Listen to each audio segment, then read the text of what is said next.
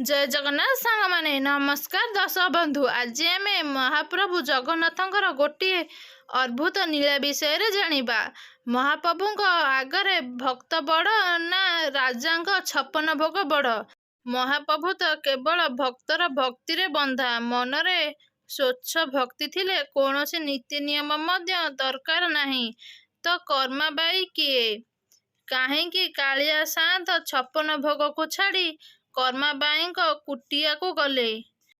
काहेकि महाप्रभुଙ୍କ पति छवि आउ देखागला नहीं। आसंतु जानिबा संपूर्ण सत्यतार कहानी।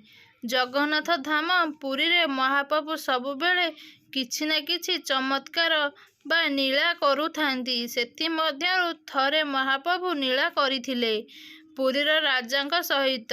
पुरी मंदिर रे जेतेबेले महाप्रभु को 56 भोग अर्पण कराए सेतेबेले ब्राह्मण प्रभुଙ୍କ आगरे आंजुलाए पानी रखि थांती। जेतेबेले सेही जल रे प्रभुଙ୍କ पति छवि प्रतिफलित हुए समस्ते जानती जे प्रभु प्रसाद को ग्रहण करिसंती। एवं जेतेबेले प्रसाद को ग्रहण करती मंदिर भितर गोटे अद्भुत बास्ना खेली जाए। किंतु थरे जन्माष्टमी दिन जेतेबेले महाप्रभु को भोग अर्पण करिया पाई 56 भोग तैयारी करागला आउ प्रभुଙ୍କ पाखକୁ नियागला। भोग समर्पित करने समय पूजारी प्रभुଙ୍କ आगरे आंजुलाए पानी रखिले किंतु सेही जल रे प्रभुଙ୍କ प्रतिछवि देखागला नहीं। यह देखि ब्राह्मण चकित होइगले। भाविले काहेकि महाप्रभु भोग ग्रहण करुनाहांती। एकथा जाई जाई राजांक कानरे पड़िला। राजा मध्य मंदिर को आसी देखिले जे सतरे भगवान भोग को ग्रहण करुनाहांती। एहा परे समस्ते नाना प्रकारर व्यंजन प्रस्तुत करी प्रभुଙ୍କ पाखକୁ आनिले किंतु जेते जहा कले मध्य जगन्नाथ भोग को ग्रहण कले नहीं। राजा प्रभुଙ୍କ सम्मुखरे जिद्दी करी बसिले, भगवान तुमे भोग ग्रहण न करिबा जाए मु मध्य किछि ग्रहण करिबि नहीं। सेठारे बसी बसी राजांकर आखि लागिगला। तापरे राजांक स्वप्न रे महाप्रभु आसी कहिले, राजा मु सेही समय रे श्रीमंदिर रे नथिली केमिति भोग ग्रहण करिथांती। मु जाइथिली कर्माबाईंक कुटिया को खेचुड़ी खाइबा पाई एवं मु श्रीमंदिर को आसी सारिछि। एबे 56 भोग आण मु ग्रहण करिबी। यह सुनी राजा चमकी पड़िले आउ संगे संगे महाप्रभु जगन्नाथ को 56 भोग अर्पण कले। तापरे महाप्रभु भोग को ग्रहण करिथिले। किंतु किए से कर्माबाई जार भक्ति रे महाप्रभु 56 भोग को छाड़ी खेचुड़ी खाइबा पाई श्रीमंदिर छाड़ी चली जाइथिले। 1615 मसीहार कथा। राजस्थान नागौर जिले में अवस्थित एक छोटिया ग्राम। सेही कालुआ ग्राम रे एक कृष्ण भक्त थिले। तांकर नाम थिला जीवनराम डुडी। तांकरी घरे माँ कर्माबाईंक जन्म होइथिला। सेही छोटिया घरे माँ कर्माबाई तांकर पिता मातांक सहित खुशी रे जीवन अतिबाहित करुथिले। जेहेतु कर्माबाईंक पितामाता जड़े कृष्ण भक्त थिले से प्रतिदिन भगवान को पूजा अर्चना करुथिले। दिने दुई स्वामी स्त्री स्थिर कले तीर्थ जीवा पाई। पिता जीवनराम झियो कर्माबाई को डाकी कहिले, माँ आमे दुहे तीर्थ करिया पाई जाउछु। तुमे घरे रहिथिब किंतु तुमे प्रतिदिन भगवान को पूजा करिब ओ भोग अर्पण करिबा को भूलिब नहीं। कर्माबाई पितामातांक कथारे राजी होई गले। तापरे दुई स्वामी स्त्री तीर्थ को चली गले। कर्माबाई किंतु प्रभुंक पूजा अर्चना विषय किछि भी जानी नाहांती। से प्रभुंक भोग पाई सर्वप्रथमे तरबरे खेचुड़ी तैयारी कले एवं भगवान को निकटरे रखिदेले। कहिले, हे भगवान तुमे शीघ्र शीघ्र खाई दियो, एहा भितरे मु घर काम सारी दिए। घर काम सारिया परे से देखिले जे भगवान एहा को ग्रहण करि नाहांती। से भाबिले बोधे खाइबा भल होई नथिब, सेइथिपाई भगवान खाऊ नाहांती। एहा परे सेथिरे आउ किछि गुड़ और घियर मिश्रण करिदेले।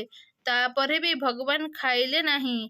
ଏହାପରେ ନିଶ୍ଚଳ ମନରେ କର୍ମାବାଇ କହିଲେ, ଭଗବାନ, ମୁଁ ଆପଣଙ୍କ ପୂଜାବିଧି ଜାଣିନାହିଁ। ପିତାଶ୍ରୀ କେମିତି ପୂଜା କରୁଥିଲେ ତାହା ମଧ୍ୟ ଜାଣିନାହିଁ। ଦୟାକରି ଏହି ଖେଚୁଡ଼ିକୁ ଖାଇ ଦିଅନ୍ତୁ। ଭୋକରେ ରୁହନ୍ତୁ ନାହିଁ। ତୁମେ ଯଦି ଖାଇବ ନାହିଁ, ମୁଁ ମଧ୍ୟ ଖାଇବି ନାହିଁ। ଏମିତି କହି କର୍ମାବାଇ ଭୋକ ଉପାସରେ ସେଠାରେ ବସି ରହିଲେ। କର୍ମାବାଇଙ୍କ ଭକ୍ତି ଦେଖି ଭଗବାନ ସେହି ଜାଗାକୁ ଆସି ସବୁ ପ୍ରସାଦକୁ ଖାଇଦେଲେ। ଏହା ଦେଖି କର୍ମାବାଇ ବହୁତ ଖୁସି ହୋଇଗଲେ। ପରେ ପ୍ରତିଦିନ କର୍ମାବାଇ ଭଗବାନଙ୍କ ପାଇଁ ଖେଚୁଡ଼ି ତିଆରି କରନ୍ତି। ଭଗବାନ ମଧ୍ୟ ତାକୁ ଶାନ୍ତିରେ ଗ୍ରହଣ କରିନିଅନ୍ତି। ଏମିତିରେ ବହୁ ବର୍ଷ ବିତିଗଲା। ମା କର୍ମାବାଇଙ୍କର ବୃଦ୍ଧାବସ୍ଥା ଆସିଗଲା।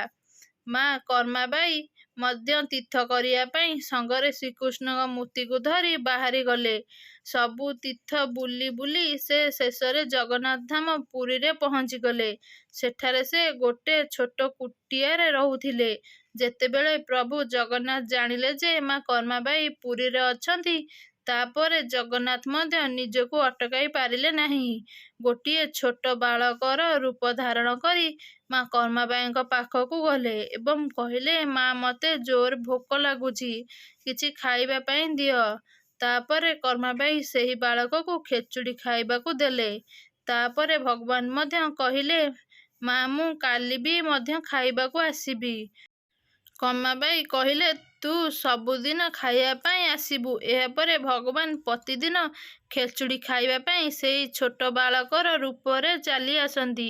ଦିନେ ଭୋରୁ ସକାଳୁ କର୍ମାବାଇ ବାସନ ମାଜୁଥିଲେ। ଜଣେ ବ୍ରାହ୍ମଣ ସେହି ରାସ୍ତା ଦେଇ ଯାଉଥିଲେ। ବ୍ରାହ୍ମଣ ପଚାରିଲେ, ମା, ତୁମେ ଏତେ ସକାଳୁ କାହିଁକି ବାସନ ସଫା କରୁଛ? ସକାଳୁ ସକାଳୁ କ'ଣ ରୋଷେଇ କରିଥିଲ କି? କର୍ମାବାଇ କହିଲେ, ମୁଁ କାହ୍ନାର ଭୋଗ ପାଇଁ ଟିକିଏ ଖେଚୁଡ଼ି ତିଆରି କରିଥିଲି। ବ୍ରାହ୍ମଣ ଦେବ କହିଲେ, ଭଗବାନଙ୍କ ପୂଜା ସେମିତି କରାଯାଏ ନାହିଁ। ପ୍ରଥମେ ତୁମେ ଗାଧେଇବ, ଘରଦ୍ୱାର ସଫା କରିବ, ତାପରେ ଯାଇ ଶୁଦ୍ଧ ବାସନରେ ଠାକୁରଙ୍କ ଭୋଗ ତିଆରି କରିବ। କର୍ମାବାଇ ବ୍ରାହ୍ମଣଙ୍କ କଥାରେ ରାଜି ହୋଇଗଲେ। କର୍ମାବାଇ କହିଲେ, ହଉ ବ୍ରାହ୍ମଣ ଦେବ, ମୁଁ କାଲିଠାରୁ ସେମିତି କରିବି। ପରଦିନ କିନ୍ତୁ ସକାଳୁ ସକାଳୁ ପ୍ରଭୁ ଜଗନ୍ନାଥ ଖେଚୁଡ଼ି ଖାଇବା ପାଇଁ ଆସି ସାରିଥିଲେ, କିନ୍ତୁ ଖେଚୁଡ଼ି ତିଆରି ହୋଇନଥିଲା। କର୍ମାବାଇ ବ୍ରାହ୍ମଣ ଦେବଙ୍କ କହିବା ଅନୁସାରେ ସବୁ ସଫା କରୁ କରୁ ଟିକିଏ ଅଧିକ ସମୟ ହୋଇଗଲା। ଭଗବାନ କିନ୍ତୁ ଜଗିଛନ୍ତି ଖେଚୁଡ଼ି ଖାଇବା ପାଇଁ। ସେହିଦିନ କିନ୍ତୁ ପୁରୀରେ ଭୋଗ ଅର୍ପଣ କରିବା ପାଇଁ ରାଜା ଓ ପୂଜାରୀ ଗୁହାରି କଲେ। ଜଗନ୍ନାଥ ତରବରରେ ଖେଚୁଡ଼ି ଖାଇ ହାତ ଓ ମୁହଁକୁ ନ ଧୋଇ ସେଠାରୁ ଚାଲି ଆସିଲେ। ସମସ୍ତେ ଦେଖିଲେ ଯେ ମହାପ୍ରଭୁଙ୍କ ବିଗ୍ରହରେ ଖେଚୁଡ଼ି ଲାଗିଛି। ସେମାନେ ଆଶ୍ଚର୍ଯ୍ୟଚକିତ ହୋଇଗଲେ। ଆଉ ଭାବିଲେ, ମହାପ୍ରଭୁଙ୍କ ବିଗ୍ରହରେ ଖେଚୁଡ଼ି କେମିତି ଲାଗିଲା? କିଏ ତାଙ୍କୁ ଖେଚୁଡ଼ି ଦେଇଛି? ପ୍ରଭୁ ଜଗନ୍ନାଥ ପୁରୀର ମହାରାଜାଙ୍କ ସ୍ୱପ୍ନରେ ସବୁ କଥା କହିଥିଲେ। ସବୁ କଥା ଜାଣିବା ପରେ ସପନ ଭୋଗରେ ଖେଚୁଡ଼ି ମଧ୍ୟ ସ୍ଥାନ ପାଇଲା। ସେହି ଦିନଠାରୁ ଆଜି ମଧ୍ୟ ମା କର୍ମାବାଇଙ୍କ ଖେଚୁଡ଼ି ଦିଆଯାଏ। କହନ୍ତି, ଏକାଦଶୀ ଦିନ ଚାଉଳ ଓ ଅନ୍ନକୁ ଛୁଇଁବା ମଧ୍ୟ ପାପ। କୌଣସି ଦେବାଦେବୀ ଓ କୌଣସି ଜୀବ ଚାଉଳକୁ ଅନ୍ନ ସ୍ପର୍ଶ କରନ୍ତି ନାହିଁ। ଭଗବାନଙ୍କୁ ମଧ୍ୟ ପୂଜା କଲେ ଏକାଦଶୀ ଦିନ ଚାଉଳ ଓ ସିନ୍ଦୁର ଜାଗାରେ ସିନ୍ଦୁରର ବ୍ୟବହାର କରାଯାଏ।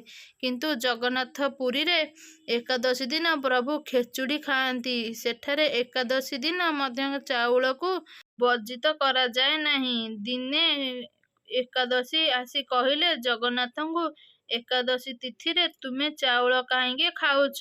ପ୍ରତି ଉତ୍ତରରେ ଜଗନ୍ନାଥ କହିଲେ, ତୁମ ପାଇଁ ମୁଁ ମୋ ମା କର୍ମାବାଇଙ୍କ ଖେଚୁଡ଼ିକୁ ଆଡ଼େଇ ଦେଇ ପାରିବି ନାହିଁ। ଏବଂ ଏହା କହି ଏକାଦଶୀକୁ ମନ୍ଦିର ପଛରେ ଏକ କାରାଗାରରେ ଓଲଟା କରି ରଖିଦେଇଛନ୍ତି।